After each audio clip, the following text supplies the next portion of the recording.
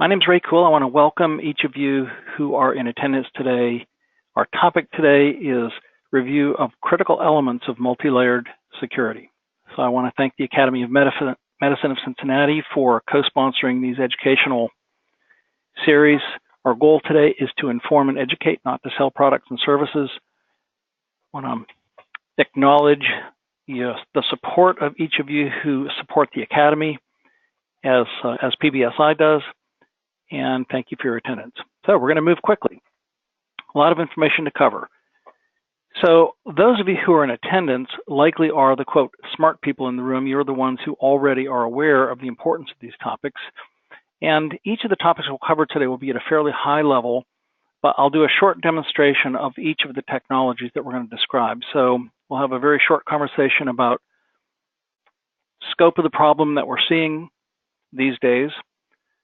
What are the fundamentals of effective multi-layer security, including some recent technology advances that are really important?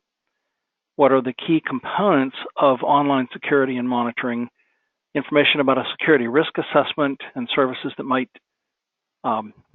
be of benefit and awareness, what has changed in the security risk assessment requirements field, and we'll have a conversation about security awareness training, one of the most important components of effective security. So for those of you who are in attendance who've worked with PBSI for years and years, I want to thank you for your long-standing support and partnership. For some of you, this is your first exposure to PBSI. So we have been in the healthcare technology field for many, many years, hundreds of clients in and around the greater Cincinnati area, extending to Ohio, Kentucky, and Indiana. And we have lots and lots of experienced support staff who know healthcare well, who know security well, and our job is to help clients stay safe, protected, and secure. So we have lots of experience behind the content that we're going to discuss today. So one thing that's probably in need of no explanation for anyone is we all need protection. Yes, I include PBSI, I include every covered entity and every business associate, everybody in the healthcare field. It is a very dangerous world out there, and one of just many, many articles that if you're like me, you get multiples of these every day. 1 million passwords are hacked, and I'm going to show you a short demonstration later, but there's a long list of accounts, and this particular article mentions the dollar value of each account that's published on the web for sale, and all in all, these kinds of attacks are happening just very, very regularly. So why we need protection is clear. Hackers have learned to dollarize stolen data, and attacks are constant. So we need protection. What does effective protection include? So each one of these, the concept of multi-layer security is you can't depend on one piece of security doing the job. And so first and foremost, a firewall that it protects exterior from interior. This is the most long-standing first basic of blocking and tackling. And it's not just having a firewall in place, but knowing how to set it up to keep it silent, because the hackers out there and the ping attempts that are happening just hundreds or thousands or tens of thousands of times a day, attacking or poking each one of our internet IP addresses, they're basically looking for responses that tell them something about the potential target. So setting a firewall up appropriately, really important. Not expensive, just important.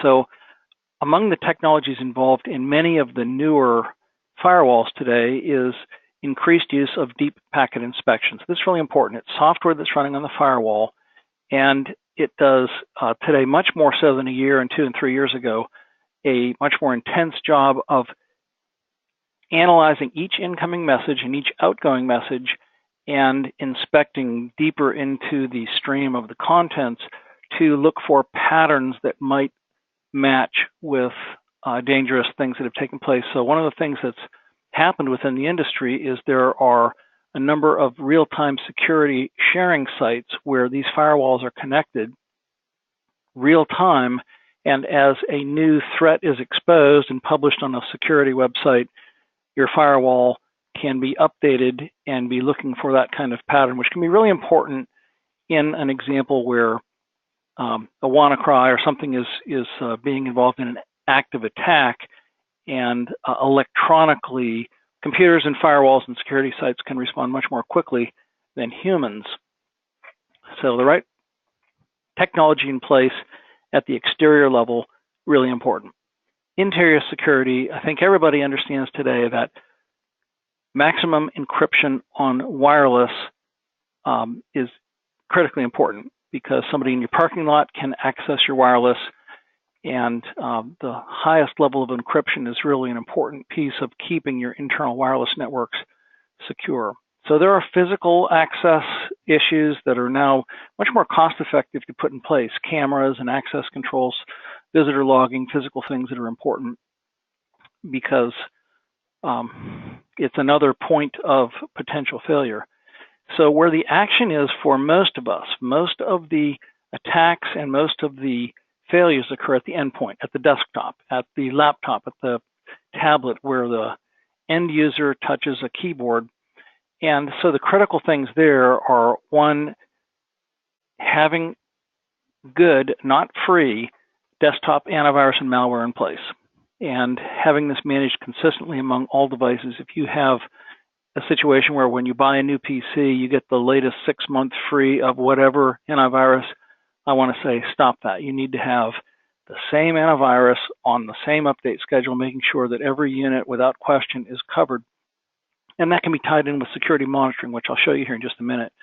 So having the right antivirus and malware protection on a PC, what that does is, if an attack gets inside, usually by a person on a keyboard clicking the wrong link, then your antivirus and your malware on that PC takes effect and starts trying to do its job to mitigate and protect. So one of the other most important things at the desktop is that every desktop set is set for automatic patch management, meaning that not just Windows, but Adobe, Apple software, Microsoft software, all major manufacturers issue periodic security patches. Those must be installed on a very, very quick basis, so that when a security patch is announced by a manufacturer, say Microsoft issues a security patch for Windows 10, whatever, they notify at that time all the hackers in the world that there was a security flaw, they just fixed it. Putting hackers on notice, the routine is pretty predictable. Oh, let me see, if I'm a hacker, I didn't know that security flaw existed. Wonder if I could take advantage of that. Oh, what do you know? I can take advantage of that. Well, quick, let me get out a ping to all the internet addresses in the entire world and see if I can find somebody who will respond back to me and tell me the rev of their software product, and I can get underneath the surface of that before they have time to patch. So it's an electronic race that begins, and it's very real. This sounds like Star Wars or something. It is not. This is the daily life of security. So having desktop patches updated, extremely important. I could tell all kinds of stories about from WannaCry to Edward Snowden. The way these folks get under the surface is by taking advantage of unupdated security patches in published available software.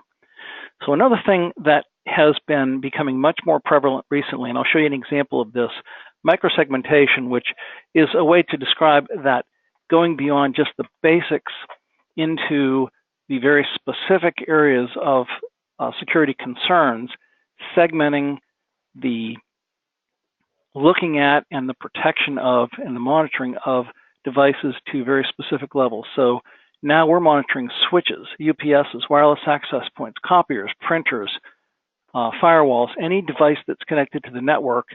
Most of these devices all follow a standard network protocol called SNMTP, and that means that they can publish the status of many things. I'll show you a little bit about how this works, but being able to look inside of your network, not just the servers, not just at the PCs, but at each component individually and manage them and be aware of their status individually. All of this needs to happen, I want to say automatically. These are the things you do not want to have a human paying attention to. So I'm going to show you how this in fact works. So having this set up correctly and using the latest tools, really important. So these are the things we do to set up protection. So then what do we do now that the protection is set up? How do we know that we are secure? So having a process for monitoring that includes security alerts, vulnerability scans, and a product I'm going to show you today, data breach intelligence scans, which identifies all unprotected PHI on a network. So you don't know, most of us, we have no way of knowing if our office manager, if our transcriptionist, if one of the staff in the practice has a report or some other example of patient information that is not encrypted sitting on their C drive or in their Outlook or on an attachment. It might have been something that came inside with an attachment from a patient. There are all kinds of examples. How do you know what a hacker would find if a hacker had access to your network? This is a way that you can see in advance so you can eliminate data that could be breachable if you were hacked. So these are all important pieces of detection. So included also training. So the training is a really important issue. 90-some% of all actual successful attacks result from an employee who was compromised. So you almost wonder, why do I put all this other protection in place? Well, if you didn't have all this other protection in place, then it wouldn't be 90-some%. It would be, other attacks would succeed more frequently. But training staff, it's our newest employee, it's our least technical employee, it's our lowest paid employee, it's the risk points at every single keyboard that put all of our organizations at risk. So we have to make sure employees know how to keep their email secure, their web browsing and use of links secure. And so a combination of in-person structured training with every employee documented, that's part of HIPAA requirements, and then options for ongoing training. How do we keep our Army trained? If the concept is we have attackers who are well trained, and we are, all of us, each person at a keyboard in our office, we're part of our defense Army, and is our Army trained? Do we drill them? Do we have knowledge and documentation that they've all been trained? So a really important topic. And then making sure that if the worst occurs, that we know for a fact, not wondering for a fact, that we can recover our data and resume without interruption. So what are the components of that? And the essentials are having an online backup and a way to reconstruct if a disaster happened, including a physical disaster. And then a component of all of this is how do we pay attention? So these are the components. I'm going to quickly do some demonstrating. And so I'm going to go first to talk about online monitoring and patch management. And there are more tools available.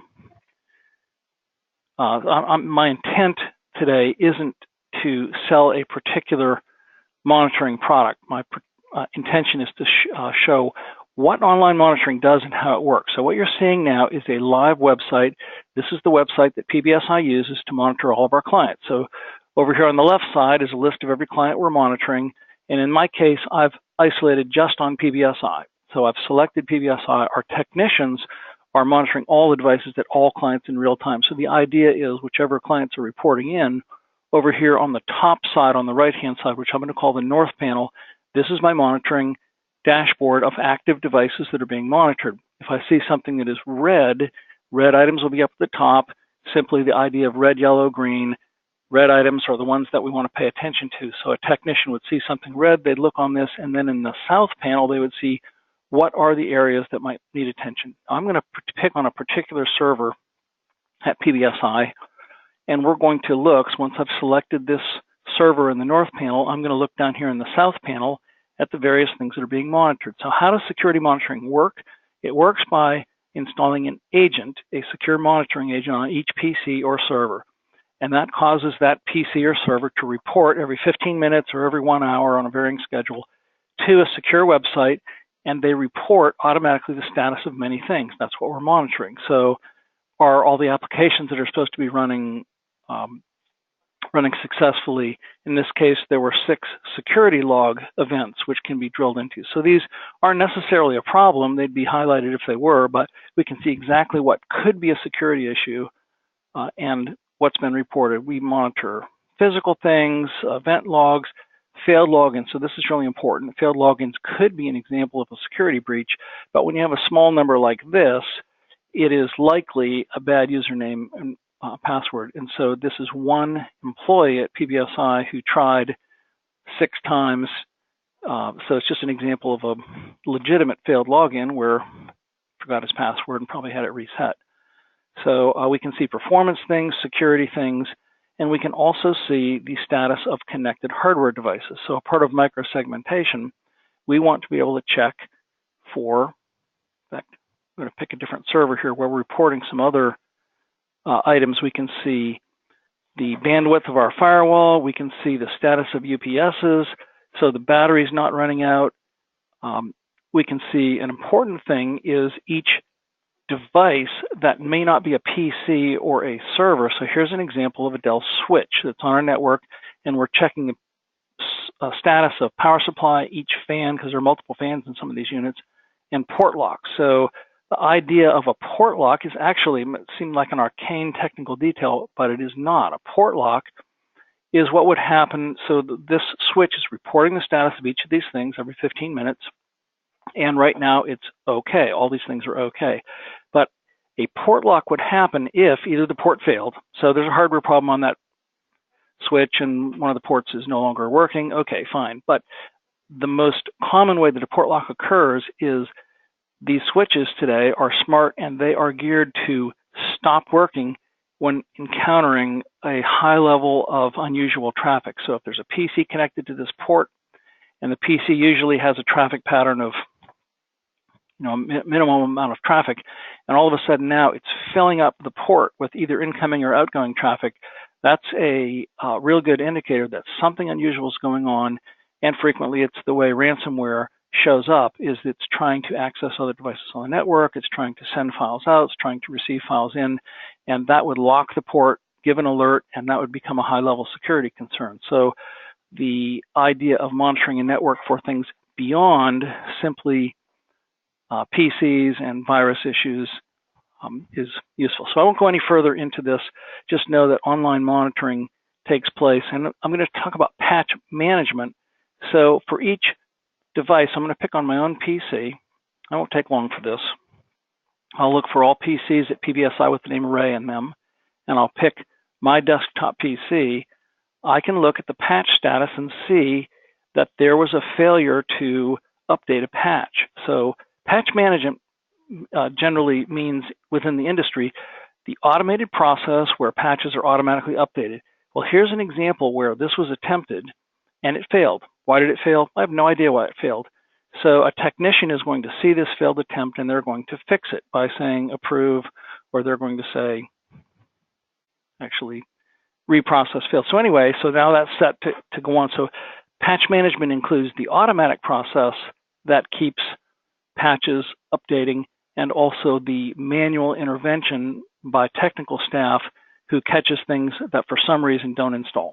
And anybody who's been in the IT field for very long knows that automated patches fail for a variety of reasons, and nobody can explain why usually, but they need attention. So to keep your network safe, you need automation and you need personal attention. Okay, so we've talked about monitoring, patch management. I'm going to show an example of this detection process called data breach risk intelligence. So data breach risk intelligence, same dashboard, same PC. There is a scan running on all the PCs at PBSI every night, and we do this for lots of clients, where one of the things that's done every night, in addition to a vulnerability scan, is it's looking for unprotected, meaning unencrypted PHI. Could be HIPAA compliance information, PCI compliance information, and if there were and these are reported at a high level. So there's a much bigger picture report that shows all of the PCs being monitored by PBSI and whether there's data that appears to be unencrypted and exposed. and what the dollar value of that data is. So on my PC, last night it found what it says is $1,407 worth of data.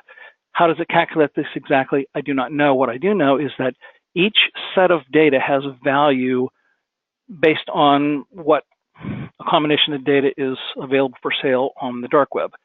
So in my case, it found some things that look like social security numbers. It found some things that looked like dates of birth.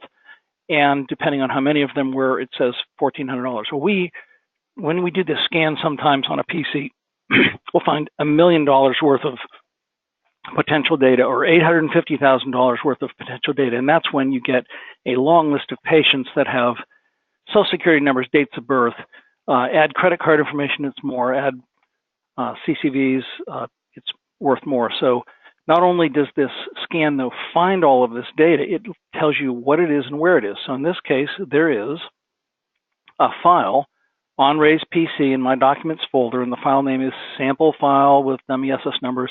And sure enough, I leave this file here so that this scan catches it and I can demonstrate these aren't real social security numbers, but they look like they are. They're formatted as if they are, and a date of birth associated with one of them. So it found that.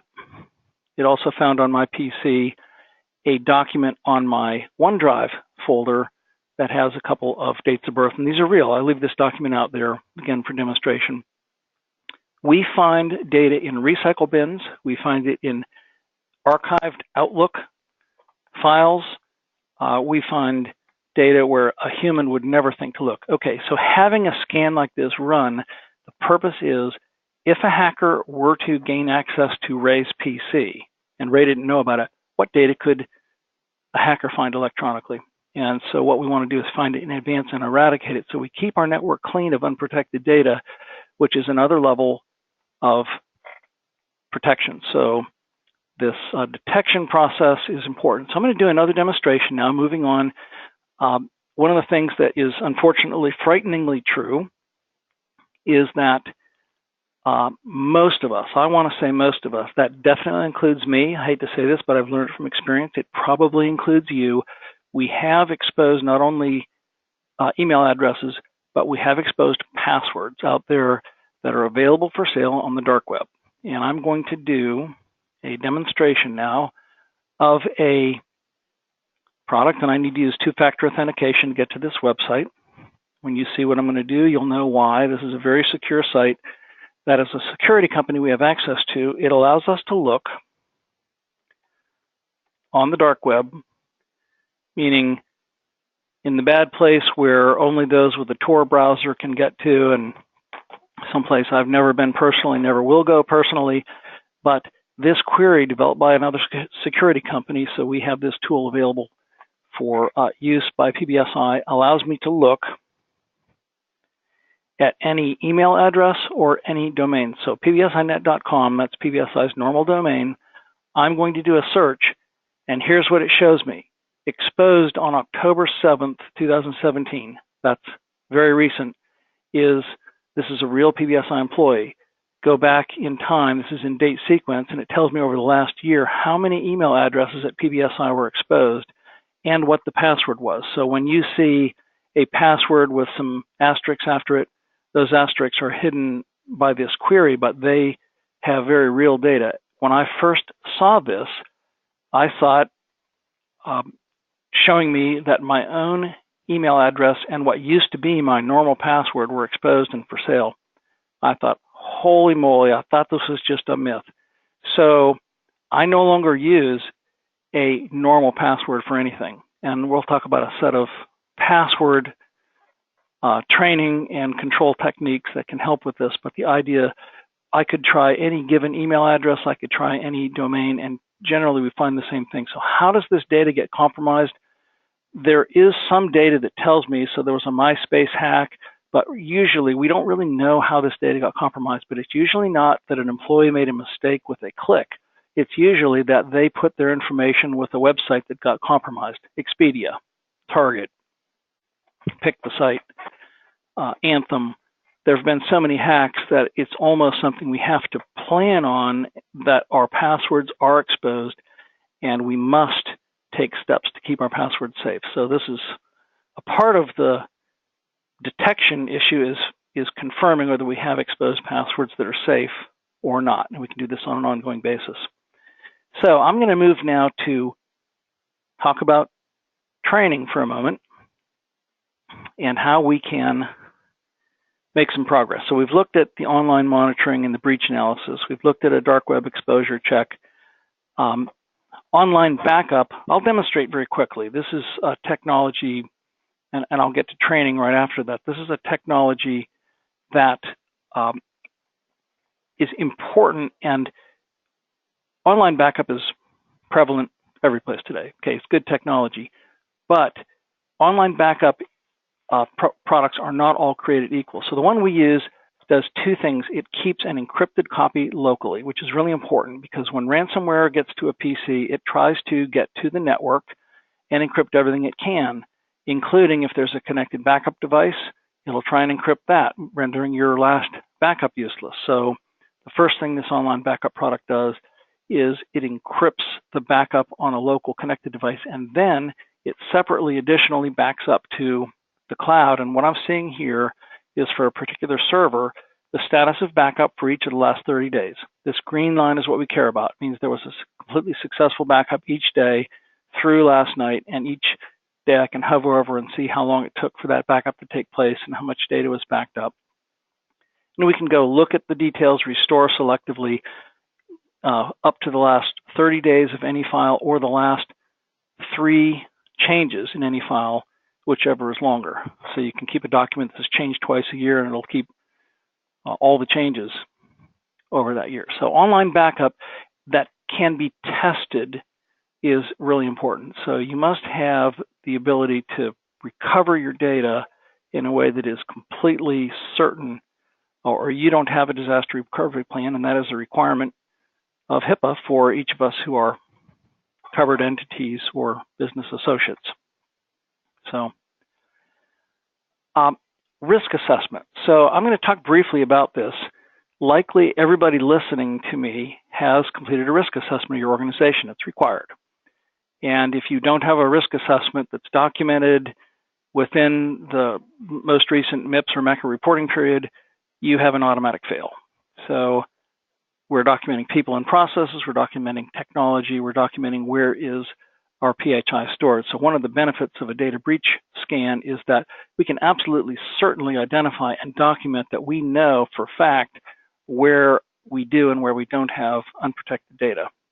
And then the process of documenting the steps. So this is an area where we've found lots and lots of clients end up checking the box. So, yep, we have to do a risk analysis. We ask some questions, we fill out some forms, we sign the piece of paper, we have a risk analysis. But in reality, we look at each other and we realize, I have no idea how secure I really am, and I have no idea how really to find out. So some of the, I'm not going to go through this content, I'll make you aware that this content exists. If you'd like free information about some of this, feel free to ask us. But among the things that we make sure that we provide for clients and clients have the ability to document is security training, including password guidelines. Change your passwords, don't reuse work passwords or personal sites, use a secure password manager. Dashlane's a good one, LastPass is an example. There are other examples of secure password managers, but today none of us can remember all of our passwords, and particularly where we cannot reuse our passwords for every site, we have to have an electronic tool. There just isn't a substitute.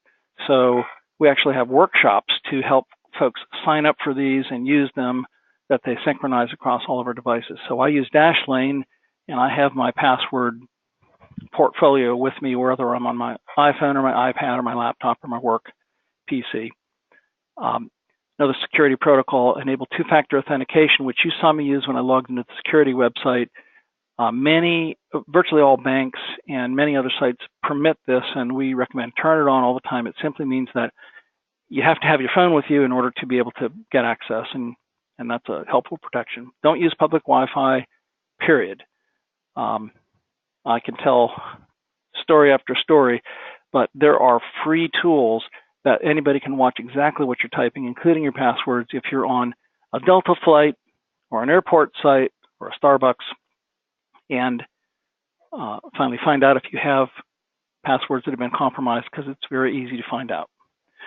So other security training principles, no downloads, no web links, securing my workspace, what policies do we have in place, what are the policies of communicating PHI inside and outside of our office. These are all really important topics, and I'm taking 20 seconds to cover a topic that bears in-person training with every person in the office. But some of these principles must be trained, and specifically the most important one as far as employees is how to evaluate emails. And so some of the keys here are know the difference between solicited and unsolicited email. A solicited email is you request something from Ray, Ray sends it to you. That's solicited, okay. That's pretty predictably okay. But even though you know Ray sends you an email that you weren't expecting, now it's unsolicited. So you have to pay attention with different eyes.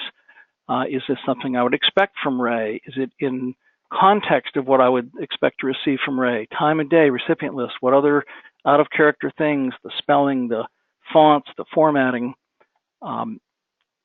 It's really important everybody learn what are the areas in which we need to have our antenna up, and how can I evaluate an email where I'm not sure if this is an okay one or not. There are a number of things, and you'll ferret out. It's very rare that you look at an email after understanding all this stuff and say, I still don't know if this one's okay. It will happen, but generally you can see. So another big one, don't get your news from your email. So this is an important concept. I'll show you an example in a second of, there are just some very, very cleverly done emails. We got an email at PBSI, which was actually a part of our security training, but it was unannounced, where I got an email in my inbox the day that the United Airlines passenger was kicked off a United Airlines flight. And it was a nice graphic, a picture of the CEO of United Airlines, and it said United Airlines CEO was fired after the passenger was kicked off. And I remember seeing that email and thinking, wow, I didn't know that. Well, in fact, it never happened. It was fake news. It was intended to fool me into clicking so that I could learn. So I'm proud of myself. I didn't click, but some others did. So don't get your news from your email. The more repetitive training that we give each other, the better chance we'll continue to have our antenna up. So employee training, very, very important.